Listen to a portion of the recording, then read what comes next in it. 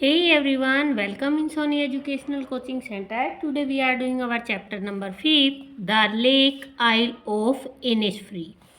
यहाँ पर जो ये पोएम का नाम दिया गया है, लेक मैंने होता है झील और आइस मैंने होता है आइसलैंड, कि जहाँ पर आपने देखा होगा कि जो समुद्र होता है उसके चारों तरफ पानी ही पानी होता है और बीच में कहीं पे उठी हुई ऐसी जगह होती है जहाँ पर हरियाली होती है, लोनलीनेस होता है।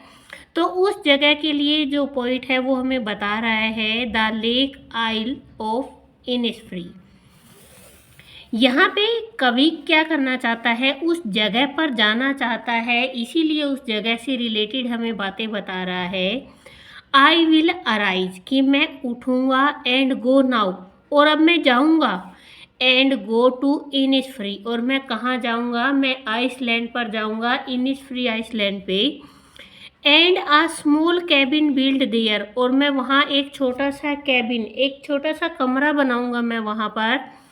ऑफ क्ले किसका, मिट्टी का। एंड वेटल्स मेड, वेटल्स होते हैं जो लकड़ी की टहनियाँ होती हैं, उनके जो छोटे छोटे टुकड़े होते हैं उनको वेटल्स बोला जाता है। कि मैं वहाँ पर जाऊँगा, मिट्टी से और लकड़ी की टहनियों से मैं मेरे लिए एक छोटा सा कमरा बनाऊँगा। 9 bean row will I have there, 9 मैंने होता है 9, कि मैं वहाँ पर रो मैंने पंक्तियाँ की, मैं वहाँ पे बीन, बीन क्या होते हैं, खाने वाले, सेम की जो फलियाँ जिनको हम बोलते हैं उनकी रो, उनकी पंक्तियाँ लगाऊंगा मैं खाने के लिए। A hive for the honey bee और एक मधुमक्खी का छत्ता भी मैं वहाँ पर बनाऊंगा जिससे कि मैं शहद खा सकूं।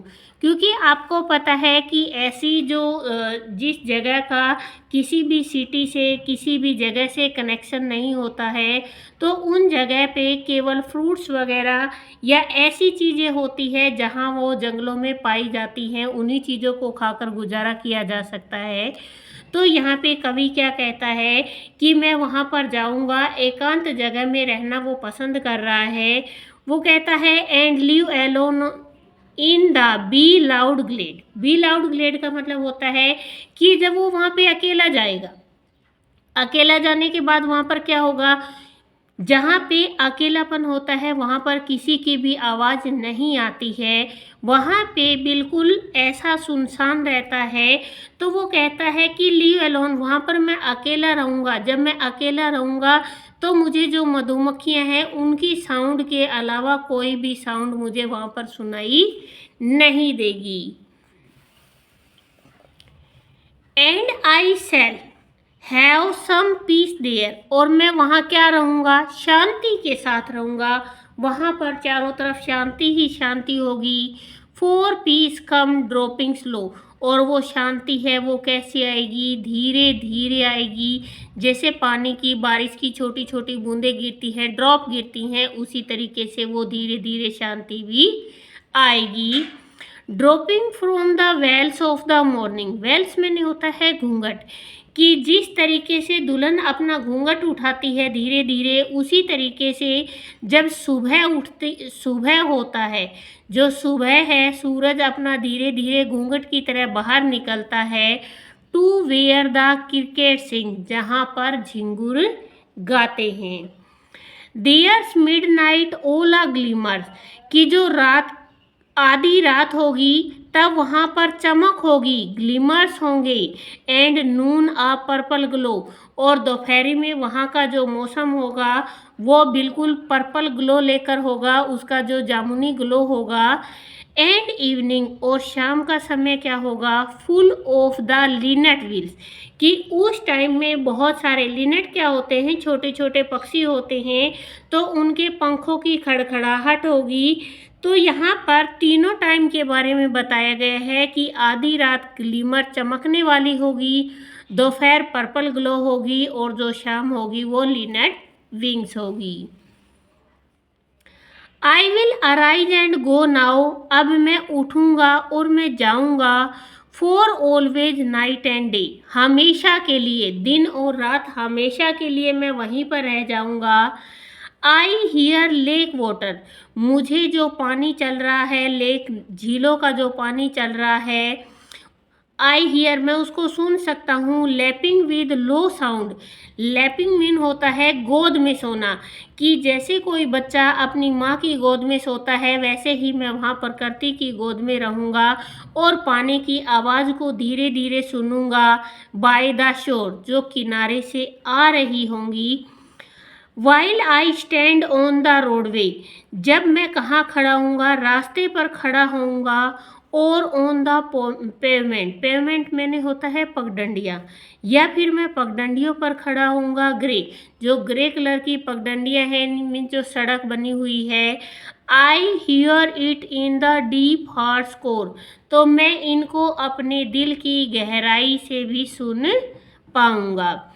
तो आपकी जो ये पोइम है ये 12 लाइन की पोइम है। इसके अंदर जो W.B. यीट्स के द्वारा रिटन की गई है, इन्होंने यहाँ प्रकृति के बारे में बताया है, अपने बचपन के बारे में बताया है कि जैसे बचपन में बच्चे अकेले खेलते रहते हैं उसी तरीके से अब मैं भी क्या रहना चाहता हूँ, अकेला रहना चाहता हूँ।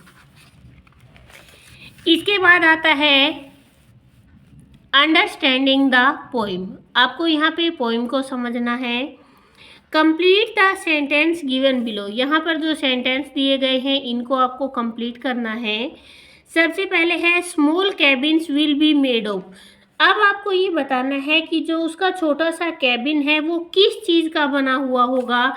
वो क्ले एंड वेटल्स, मिट्टी और जो लकड़ी की टहनियाँ होती हैं उनसे बनेगा। The poet will live in, poet कहाँ रहेगा। The poet live in a small cabin in Innisfree, एक छोटे से कैबिन में रहेगा इनिसफ्री में। The midnight is a glimmer and the evening full of the linnet swing, कि जो आधी रात है वो ग्लीमर होगी और जो शाम है वो फुल ऑफ लिनेट स्विंग होगी। The poet hears by the shore, किनारे से क्या सुनेगा, साउंड सुनेगा।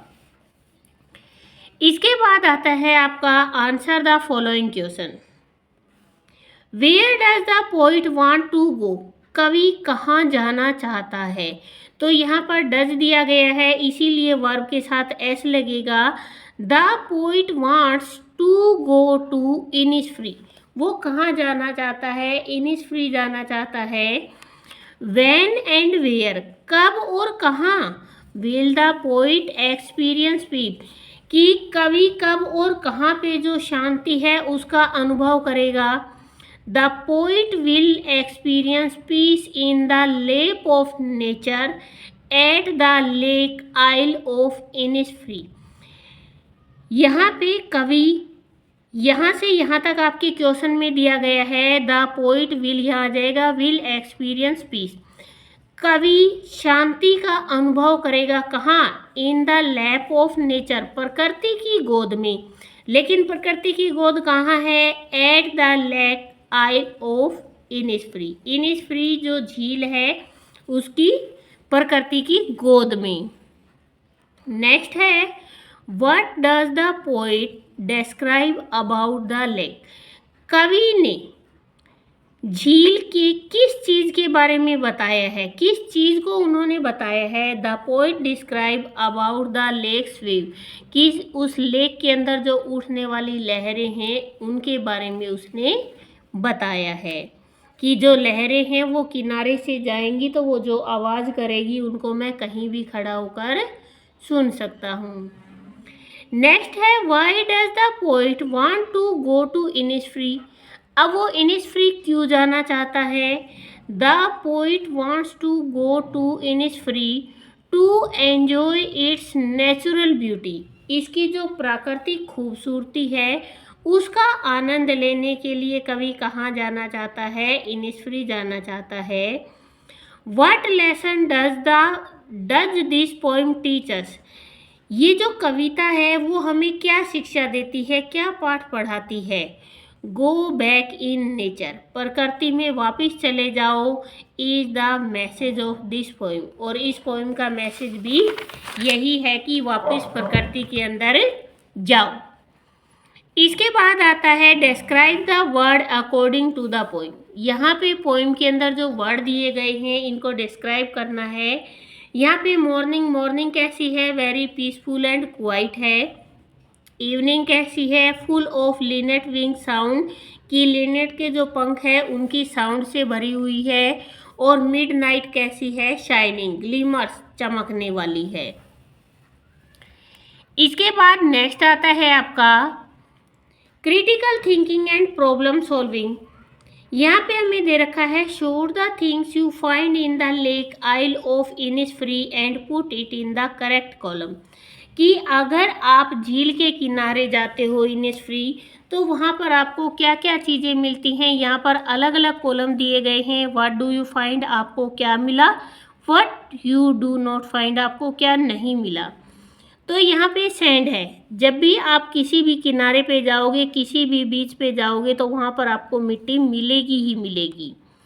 इसके बाद कैबिन, कैबिन आपको बनाना पड़ेगा, इसीलिए अभी हम इसको कहीं भी रिटर्न नहीं करेंगे।